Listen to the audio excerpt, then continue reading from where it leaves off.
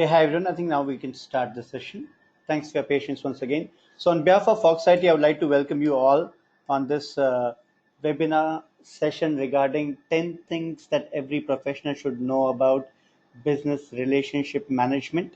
Um, the idea and the purpose of this workshop, this webinar, is to kind of give an overview of what are the critical components of business relationship management that every IT professional should know about. These are some of the key concepts. Who are the key players? What is the value of business relationship management? What exactly it is? What exactly it is not? What are the professional qualification path available in the business relationship management domain? So this webinar will basically touch upon these basic elements of business relationship management. As we started the question, I think when you heard about BRM where we got a couple of responses from the delegates and the participants was that primarily there's a lot of relationship between ITIL and business relationship management. So most of the folks, even in the workshops that we conduct, uh, tend to see about BRM or relate BRM to the ITIL body of knowledge, specifically ITIL service strategy body of knowledge.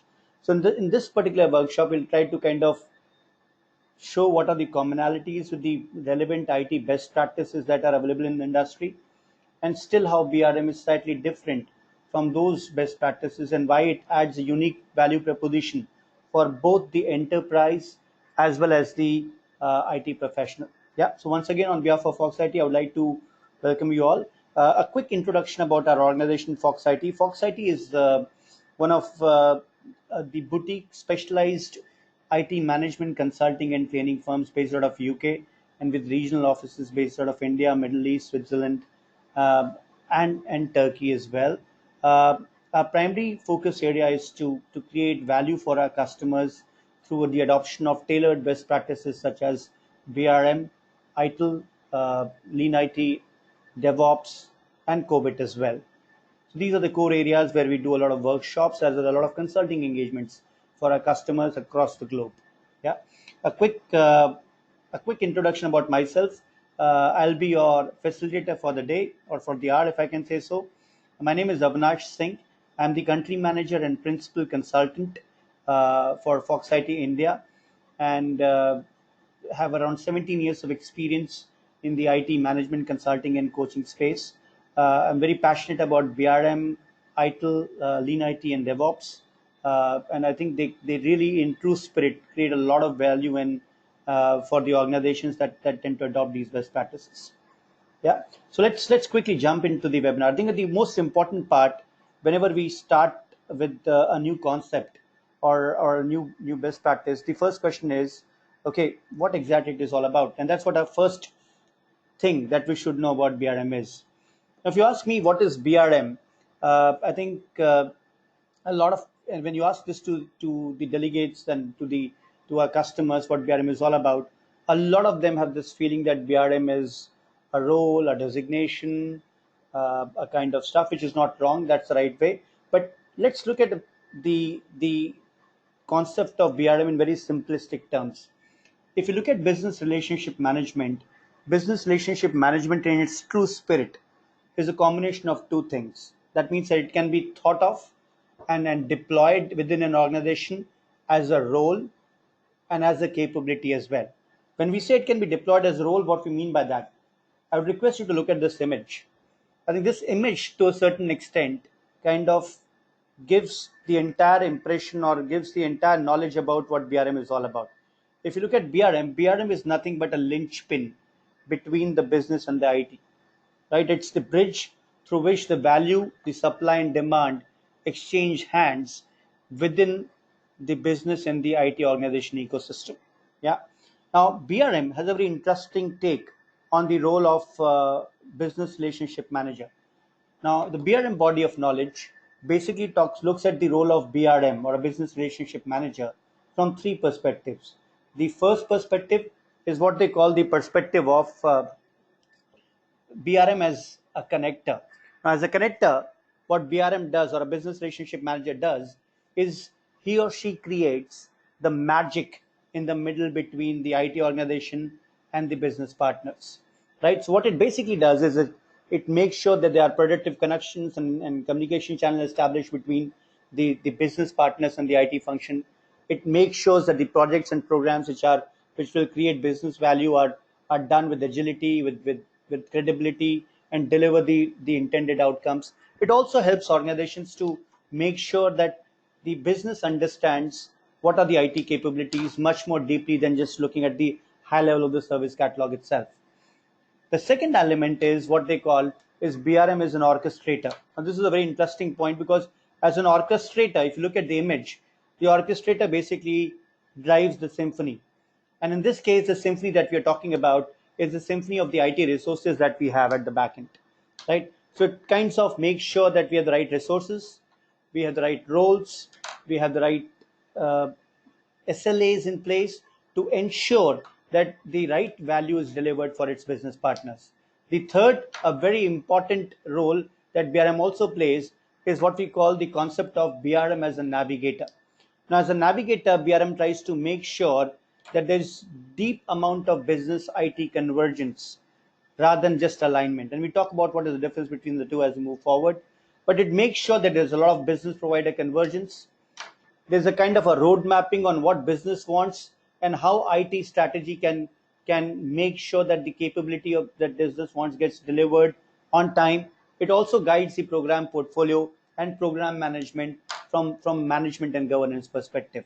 So BRM as a role primarily focuses on three aspects: connector, where it kind of creates magic in the middle by mobilizing projects and programs, by becoming an interface; as an orchestrator, by becoming a single point of focus for business partners to make sure that their requirements are delivered, ideated, and delivered till the end. And third, as a navigator, it makes sure that the IT roadmaps to business value by creating capability roadmaps, IT capability roadmaps, which support the overall business capability. Yeah, this is what BRM as a role. Now, a lot of organizations, when we go and assess their BRM capability, they talk about, yeah, we are doing BRM. This is very great. What do you mean by that? You're doing BRM? And the answer comes that, but what we mean by we are doing BRM is that we have an identified designated individual called business relationship manager. Or in some organizations, they can say that our service delivery manager is playing this role of business relationship manager. And just by looking at the role itself, they think that they are adopted the BRM capability within their organization. That's a good start, but that's not the end objective that we want to achieve by adopting the best practices and the discipline of BRM.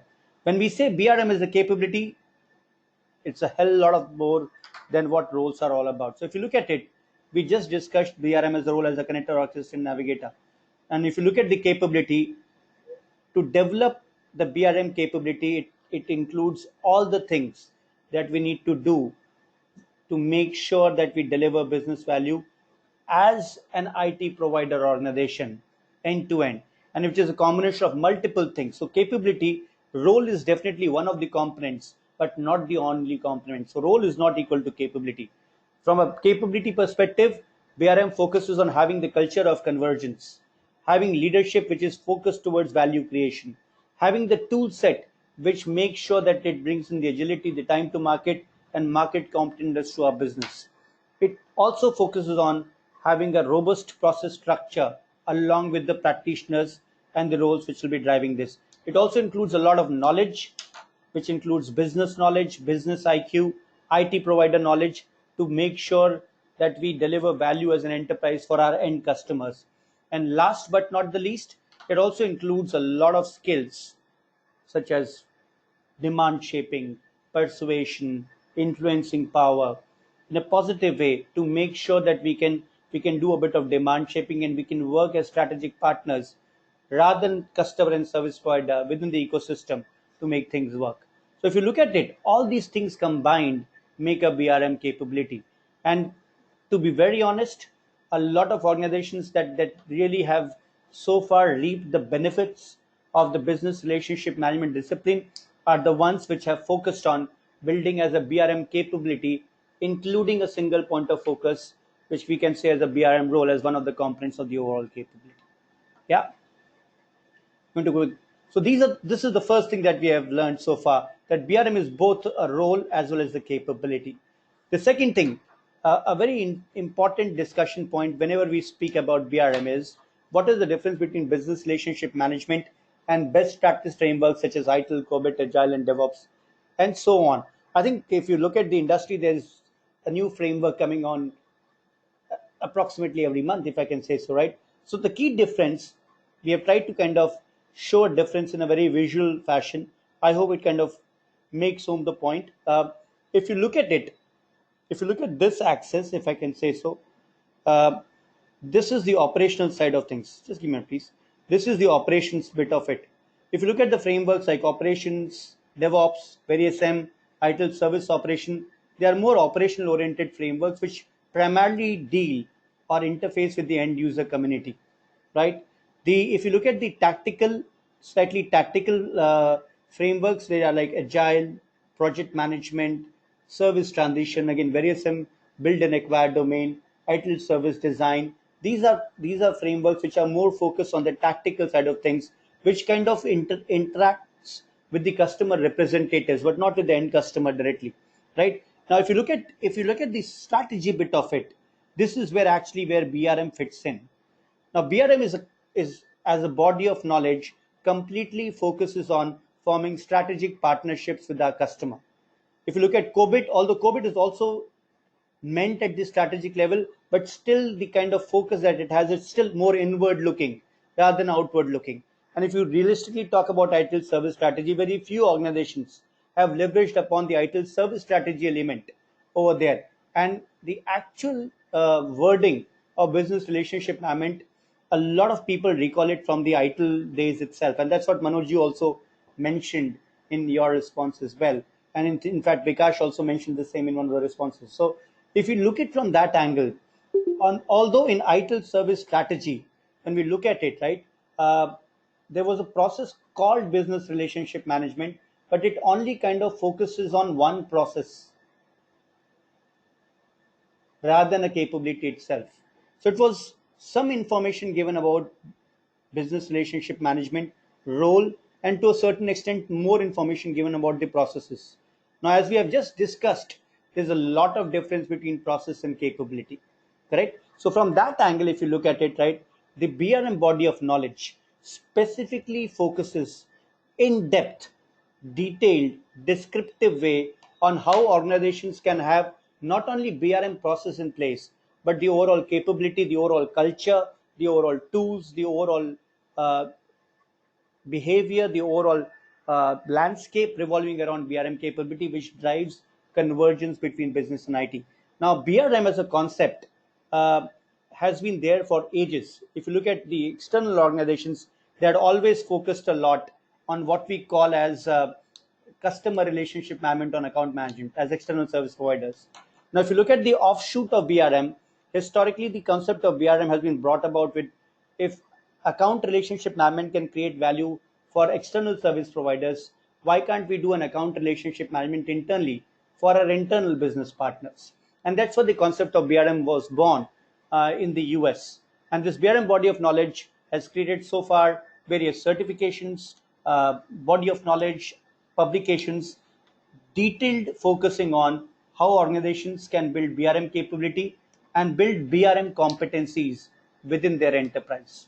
Now, that's a very big difference between any other framework which has so much focus on relationship management via other frameworks which focus a bit upon one of the process elements itself. That's the key difference between ITIL way of looking at relationship management or COBIT way of looking at relationship management. That's a key difference between the two. If you look at it, the BRM body of knowledge has created these knowledge resources. We'll go through them, but if you look at it, I think these are the publications that are available in the industry, which kind of give detailed guidance on building BRM capability and increasing the competency, BRM competency within the organization. And we have the certification path, which is based on a similar structure like ITIL, where we have a BRMP foundation, which is the first certification path. Then we have a certified business relationship manager, which is primarily meant for practitioners.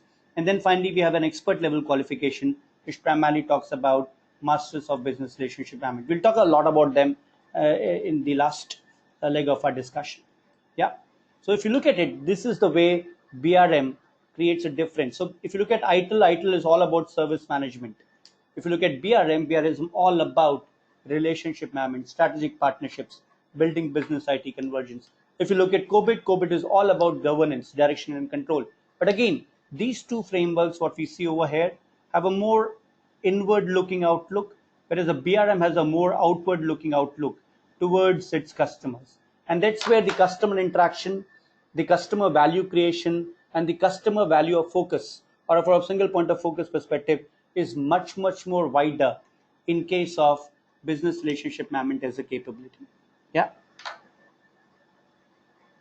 Third thing, I think a very important part is whenever we talk about business relationship management, a lot of people ask, okay, from where it has originated, from where it has come from. As a concept, BRM has been there since the 1960s, just what we discussed. There was the concept of CRM, customer relationship management, uh, which was in place, and then a lot of organizations started borrowing that, and a lot of frameworks like ITIL, ISO 20000 standard, VerySM, which is a new framework for IT service management, have focused a lot on kind of giving some directions towards towards relationship management. But then they have just given that high level linkage to business relationship management and kind of stopped over there. The key body which kind of brought this to the real world and made it much more tangible and much more detailed worthy and application worthy is a body of knowledge called Business Relationship Management Institute. Now this is a body based out of US. It's a non-profit organization which has all its focus towards developing and enhancing the body of knowledge for business relationship management, both as a capability as well as a role. Uh, so the body of knowledge BRMI was established in 2013, and the first publication on BRM called the BRM Body of Knowledge was published by the BRM Institute in the year 2013 by converging and doing a mind share of business relationship management practitioners. 60 odd business relationship management, 60 odd countries representatives from different parts of the world converged together to kind of codify this strategic relationship management body of knowledge, right? It's not only process. Again, I like you to think of BRM as a capability rather than just one process itself. It has a hell lot of tools, techniques, culture elements built into it to make sure that any organization can form stronger partnerships with their business partners internally within the organization. Now, in 2014, they have formally launched, partnered with APMG International, which is the certification and examination body for the BRMP Foundation and the Certified Business Relationship Manager qualification that we just discussed a couple of minutes ago. Yeah. So these are the key players. And then there are consulting organizations like Fox IT and other consulting firms which have been based on their credibility and their delivery capability have been identified as the coaching partners and the coaching consulting partners for promulgating this body of knowledge across the globe. Yeah. A lot of people ask, okay, we understand now BRM is all about convergence, but in one word, what is the purpose of business relationship management? And the answer for that is the purpose of business relationship management in three words, if I can say so, is in simple words, business IT convergence. Now, a lot of people say, what is the difference between convergence? Because for a lot of years, the war cry between the things that have been keeping the CIOs awake has been something what is called as alignment, right? If you look at any CIO survey, they said that the IT should be aligned to business. Now, although it's a good positive notion, but in my viewpoint and the way BRM looks at it, it's still reactive. And in these kind of organizations, this is a kind of a traditional paradigm of looking at the business and the IT relationship. Ultimately, most of the people call them as customers, and then they have the SLA structure, and the entire objective of IT starts to become serve or appease the business itself. Now, this is the old traditional way of it, which BRM is challenging now. What BRM is saying is, yeah, although we work in the same enterprise, but we are at equal levels. And what we are going to do is, biz and IT are going to converge together. to deliver value to the customer. Now, the moment you use the word convergence from a subservient approach of serving business, you're acting as strategic partners. And that's where the entire attitude and the ball game changes. Because now what you're looking at is what are the various ways through which you can, from day one, be a part of business strategy formulation. How can you leverage and push technology to make sure that business gains uh, and defeats the competition hands down in the marketplace? So rather than aligning yourself reactively, you are being proactively from day one engaging and merging with business as business partners and internal IT provider partners to create value for the organization. Now it definitely adds a lot of value because you're going beyond the transactional value of SLAs and meeting the SLAs itself, because now you're thinking of VLAs, value level agreements, and that's a paradigm shift that business relationship management focus on. Again, the purpose of BRM is how not on how business and IT can align each other, but how through various disciplines, through cultural transformation, through disciplines, through tools and techniques, through processes, business and IT can converge together and work as a one team to serve external customers and create value for them. So again, the purpose of BRM is business and IT convergence. That's what it primarily focuses on. It's a move from alignment to convergence. It's a move from A to C, if I can say so. Yeah. The fifth thing, if you look at it, what are the benefits of the BRM for the enterprise? Now, if you typically look at it, the benefits of the BRM for the enterprise is number one, it kind of gives the key to the business mind, because now your questions, rather than saying how we can meet the SLAs, you're saying how can we work together and create value for our customers. So it kind of increases the business IQ of the IT organization. Second, by acting and by positioning yourself as a strategic partner, there's a lot of element of trust between the business and IT. Third, by making sure that you are presenting yourself and delivering as a strategic partner, business gets you to their coffee table, and from coffee table you ultimately move to the boardroom, where from day one of the business planning and the business strategy cycle, your recommendations, and you act as a key contributor to the overall strategy of business rather than just focusing on the IT strategy. This makes sure that IT is more proactive, more agile, and more prepared to pounce on the opportunities which will create value and wealth for its organization, which helps ultimately to IT to reach the apex and then pull the business up. And this is very, very, I think once you all do all this, ultimately you are enabling successful digital transformation in your organization, which is one of the key buzzwords and key trends in the industry right now, which helps you to have happy customers ultimately, and ultimately growth and revenue for the organization. So if you look at it, when you adopt the BRM capability, not only your IT function benefits from it, but the entire business as a whole, as an enterprise, the organization benefits from it. Yeah. Now, quickly, what are the benefits of the IT profession? Now, okay, I understand that IT will benefit from it. Now, what are the benefits for me?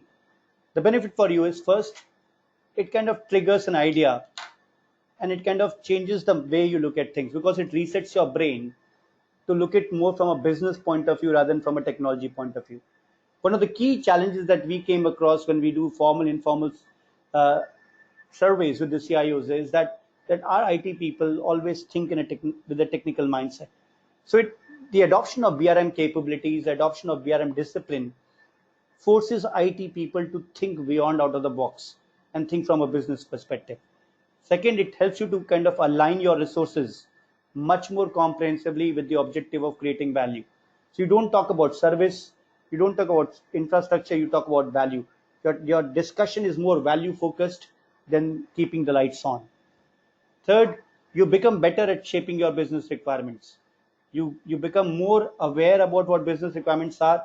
You can shape the demand much more comprehensively. But demand shaping is such an important skill, but none of the frameworks effectively talk about it. Whereas the BRM body of knowledge, it's one of the core disciplines that it wants the BRM folks or the business relationship management managers or the BRM organization to focus on demand shaping, to make sure that the key requirements which will add value to the overall enterprise are stimulated and surfaced, and the demands which are very howling based or business based but will not create the overall value are suppressed over a period of time.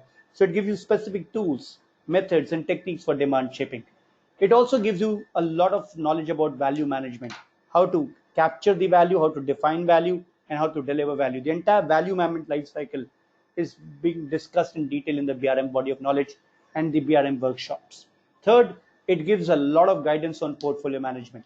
Now, portfolio management is nothing but making sure that whatever ideas are coming in, we are able to prioritize them well in the basis of value and risk, so that the right ideas which create ultimately a wealth and value for the enterprise are given preference rather than some ideas which are just to make sure or make the business heads happy, right?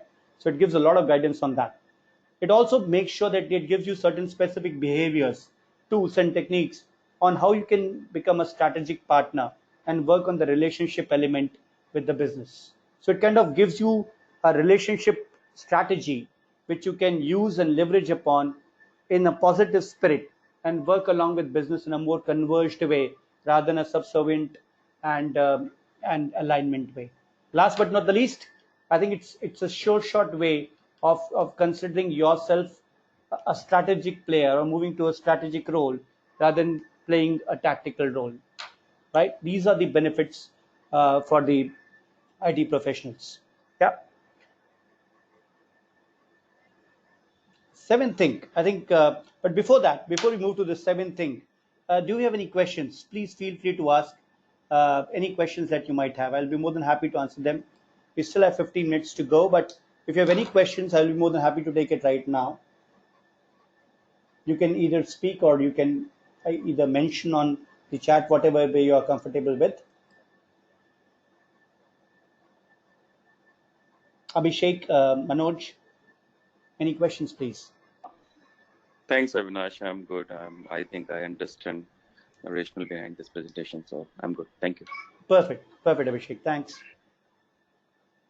Manoj, any questions from your side? Okay. So if you look at it, the seventh thing is that a lot of organizations say that I'm an internal service provider. Should I worry about business relationship management?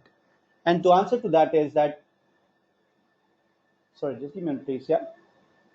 The answer to that is that BRM is being followed by every organization and every profession in this world. Right? Yeah, it's a very interesting take, right? It's and the analogy that I can give you is the example of breathing and yoga. If you look at it from that analogy, when we are just breathing, right? I think we don't realize the value of the breath that we are inhaling and the breath that we are exhaling. But when we do yoga, we are very focused on modulating our breath. We are very conscious about breath, and that's where the our health starts to improve. The same is true for BRM. Every organization has a business relationship manager. Now, this business relationship manager might not be an official designation, but typically the activities of business relationship manager, being a connector, orchestrator, or navigator, is being either played by your CIO, by a VP, by a business unit head, by an IT head, by a project manager. They all, in some other way, perform business relationship management. But the real beauty of adopting the BRM capability formally is when you look at and you do what we call, just give me please, you do what you call the BRM yoga yet, where you become more conscious about the internal relationships that exist within the organization's ecosystem, keeping in mind the interest of the customer value, and you become more conscious about forming converged relationships with your business. It primarily focuses on that. Yeah. And a beautiful concept. I absolutely love this concept of BRM body of knowledge, which primarily focuses on, sorry, which primarily focuses on the levels of relationship that might exist within an organization. No other body of knowledge, and to be honest, when I came to know about the BRM body of knowledge in 2013, I always thought that being a service provider is the ultimate goal of an IT function. That's what was our traditional view of looking at it. But if you look at it, they have added two more levels which make a lot of sense, that if you are an internal provider function of an organization, or if you're an external provider, IT provider function, your ultimate objective should be to become a strategic partner, not only become a service provider of the organization. And that's such a mind shift. You're not only happy but just by meeting the SLAs, you're looking at the big picture, and you're trying to focus on how we can become strategic partners. And when you become a strategic partner of your business partners, you are an indispensable asset to them, right? I think they will make sure that you're part of their boardroom. You're an indispensable asset to the overall organization, and the kind of respect and cognition that IT should get in the landscape of the business starts perceiving IT as a strategic partner. This is an amazing chart which kind of shows at what level you are, whether you're an ad hoc provider or an order taker or a service provider or a trusted advisor. A lot of organizations say that they are a trusted advisor, but when we actually do the assessment, we really come to know that typically they are an order taker, or somewhere between order taker and service provider. It's an absolutely amazing chart to leverage upon, both as an IT professional, as an IT partner of the business, on where do we stand. uh, yeah, I'll talk about, Manoj. It's a very interesting question how this capability can be adopted in operations as well. I'll just talk about that. It's a fantastic question. Yeah. Okay. Now, to a part of that question, Manoj, answer lies over here itself. The first entry point for organizations that want to adopt the BRM capability is by identifying and adopting a role called business relationship manager. It should not be a new role altogether. It can be a club role with a service delivery manager or with a service level manager, which kind of becomes the single point of focus for the customer. Now, to develop this, what you need to do and make sure is that you develop these competencies within that particular individual and that particular role. The first and the foremost point is, and a typical starting point of BRM adoption, be it in operations related delivery or be it in strategic delivery, is to form a team or assign the BRM role formally to the existing team members who have or in whom you want to develop these capabilities. These are what we call the business relationship management competencies. The business relationship management competencies start with strategic partnering. This is the core. The people whom you choose should play the role of business relationship management should have these five competencies or these six competencies as a part of their mindset. If they don't have, I think they will not the right people to kind of allocate that role to.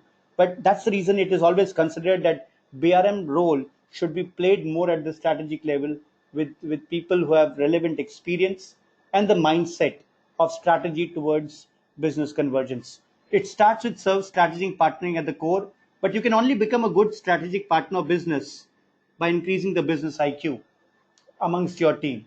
Now, if you're looking at operations itself, Manoj, to answer your question, the objective should be how our people can be trained upon what our business does, and they can go beyond the incidents and the service requests, and they can go beyond monitoring. The idea is how our work impacts business. What happens when we fail? What is the way through which our business generates revenue? Who are our key customers from a business perspective? These are the typical questions. If you ask a lot of individuals within the team, operations team, they don't have definitive answers for them because they're too inward looking. To form this strategic partnership, the first thing that we have to do is we have to create and increase and enhance the business IQ, the way our business works in the minds of the IT people, to make sure that they understand how our business functions. Yeah. Yeah. Second, it primarily focuses a lot. Yeah, Manoj, you want to say something? Please go ahead.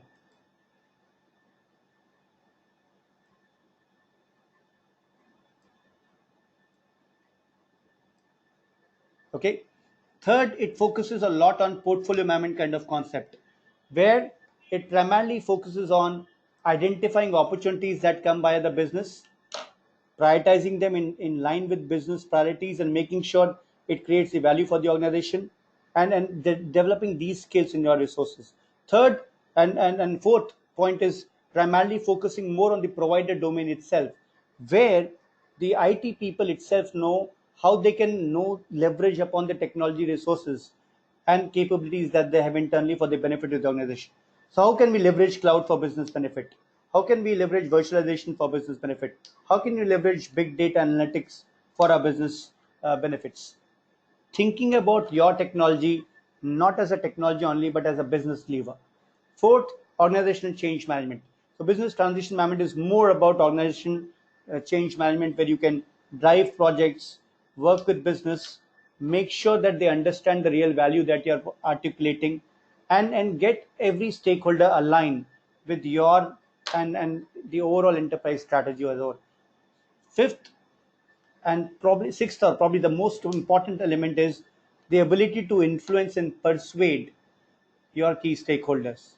Now, no other body of knowledge talks about powerful communication as a competency, and in BRM body of knowledge, they specifically give a lot of focus on that the BRM as a role, or a business relationship manager, should be focusing a lot on developing powerful communication skills, on influencing, on demand shaping, on persuasion skills, on articulating the value, which ultimately can persuade the business to help them work together along with IT in a much more converged way. Yeah, and this is, Manoj, a deeper way to look at your answer on how can we build the house of BRM. The first thing it says is that develop these capabilities within your team, which are the BRM competencies. Second part that it focuses on is the four pillars. It's like constructing a house. Get the right skilled people within your organization. Second, make sure that you have certain processes and certain practices revolving around these four pillars of demand shaping, exploring, servicing, and value harvesting. Demand shaping is nothing but way you can manage the business demands much more effectively. Exploring is leveraging upon technology, industry, and other parameters, and making sure that you advise business as a trusted advisor and a trusted partner to make sure that they get value. Servicing is making sure that whatever your commitments are from a business perspective are serviced through the ITSM best practices, SLA adherence, making sure that your lights are on and the lights are growing or more growing over a period of time. And value harvesting, measuring the value of performance, preventing any value leakage that might happen in the organization, which is such a amazing terminology which kind of depicts what are the missed opportunities due to bad functioning of IT that could have been prevented if you have done value harvesting well. And ultimately, make sure that you kind of put the roof of the BRM house, which is the purpose. So please try to identify when you are adopting the BRM capability within operations or tactical, what are the pain and gain areas that I'm going to solve by having the BRM role within my organization, or by building the BRM capability. Once you have that clarity, start the marketing in effort or positioning the BRM capability in the role in a very strategic fashion. And how you can do that by defining processes and practices revolving around these four disciplines. And finally, make sure that your people increase their competency level in these six competency areas. Now we know what are the competencies, we know how we can build the house of BRM. Now what are the resources available to us? So if you look at what are the resources available to you, there are a lot of useful resources available by the Business Relationship Management Institute itself, which will help you to find out what are the how you can start the BRM adoption journey, both as a professional as well as an organization or an enterprise. So if you look at it, I think I'll quickly move on to the slide. If you look at it, if you want to read about more BRM and the BRM body of knowledge, then there are three publications available over the BRMI Institute or BRM Institute portals. The first body of knowledge is called the BRM Professional, which is which is a key content of the BRM certification path for BRMP Foundation, which gives you knowledge about the house of BRM and explains the BRM concepts fundamentally as well as slightly to a deeper level. The second is more of a practitioner level knowledge, body of knowledge is called as Certified Business Relationship Manager, which is directly linked to your second level of certification, which is called as Certified Business Relationship Manager.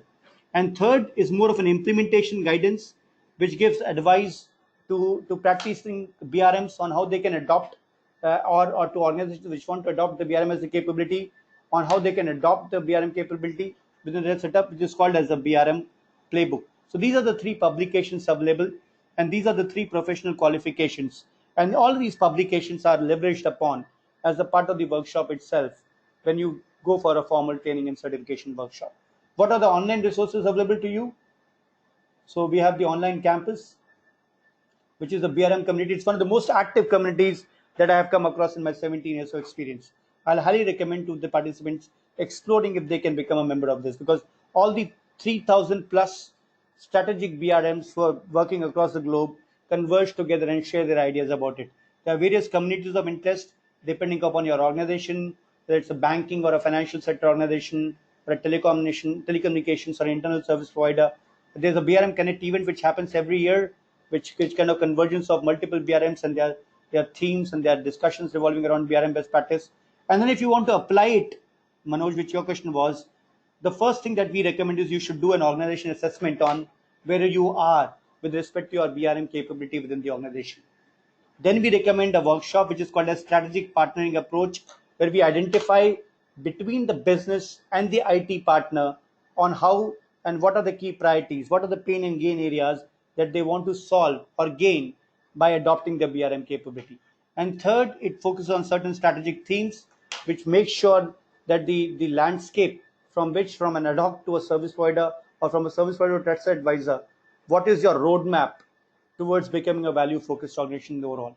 So I think if you look at it, if someone wants to adopt this capability, I'll recommend they should do it in 5 steps. The first step is awareness or formal awareness of what BRM is all about. Second, assessment, where they should get assessed regarding where they are in the BRM capability right now. Are they an ad hoc player? Are they a service provider? Are they a trusted advisor? Whatever. The third is creating a kind of a roadmap which helps them to create tangible goals and deliverables at the end of the workshop. And fourth probably would be conducting these strategic partnering approach and becoming value focused organization.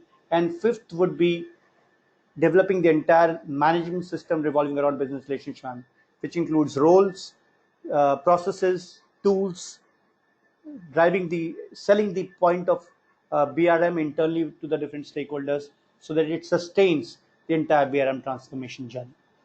All right, friends, it's almost 4:15. These are the key points that I wanted to discuss as a part of this webinar.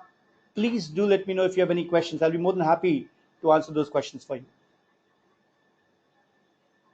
One quick question, Avinash. Yeah, Abhishek. A few slides back, you were discussing about maturity level of your supplier. Correct. So I have question from other side of the table. Sure. Do we have any mechanism or metrics or any kind of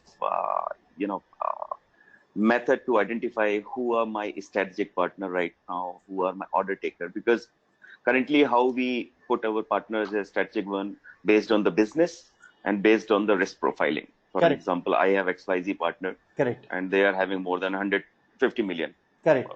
From me. So we put them as a strategic partner. Correct. So does BRM talks about other side, means apart from business IT, do you also take care of what business people are, how business people are seeing IT providers and how they can identify whether they are my true strategic partner or just an order taker? Yeah, that's a very good point, Abhishek. If I look at it, typically the BRM view is business. This is the IT function. Let's say these are internal to the organization, and these are my suppliers, right? If I understand your question correctly, your question is revolving around, can we look at and classify out of these suppliers that we have, which one of them are strategic, right? Which one of them are tactical, and which one of them are kind Correct. of operational or commodity.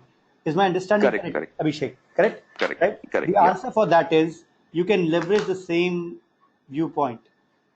You can leverage the same business provider maturity model to evaluate where does your supplier fit in the ecosystem. Right? Now, a very simple answer for that is if your supplier, right, is just an order taker. What I mean by that is it's more of a mindset as well, Abhishek, to go along with the actual services. Now, the answer for every organization will differ, but to quickly answer your question, now let's say your although the service that your service provider provides to you over here is of very strategic nature. When I mean strategic nature, that means one of the core services that ultimately creates business impact for your end customers. But the mindset that they have can be easily evaluated by this chart itself. What I Oh, mean I by got it. that, I got it. yeah, Yeah. what I mean by that is when you ask them to do something, then only they come to you and say, okay, sir, done, right? Or they want to be here. They're always after you. Abhishek, this is something where we can create more value for you. So it helps you to evaluate the mindset of the service provider, irrespective of the service that they are providing to you. And that should become a very key cornerstone of your decision making when you're trying to renegotiate the contract or re-engage the supplier once the contract tenure is over. Yeah, because you want to have partners who think more like strategic partners, and they have should have that strategic partner mindset, even if they are not providing a core service to you, but their attitude does matter in the way they deliver service to you. I hope, Abhishek, that answers your question. Yes, and we will discuss more in detail when during that Great. workshop what we Perfect. have Perfect. last of the month. Okay, So perfect. thank you so much. Yeah. Pleasure, Abhishek. Look forward to welcoming you over there. Yeah. Yep. Yeah, but Yes. Thank you. you're welcome. Manoj, any questions from your side, please?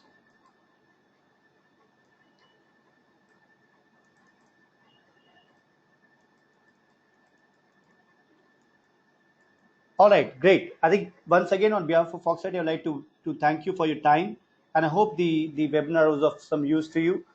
We will be sharing this and uploading this webinar over the YouTube, and we'll be sharing the due codes of the link of the webinar with you as well. Yeah. Once again, thank you, and look forward to seeing you there, Abhishek. Yeah. Thank you very much. Take Thank you care. so much, Avinash. Yeah. Thank you so much. Yeah. Bye bye.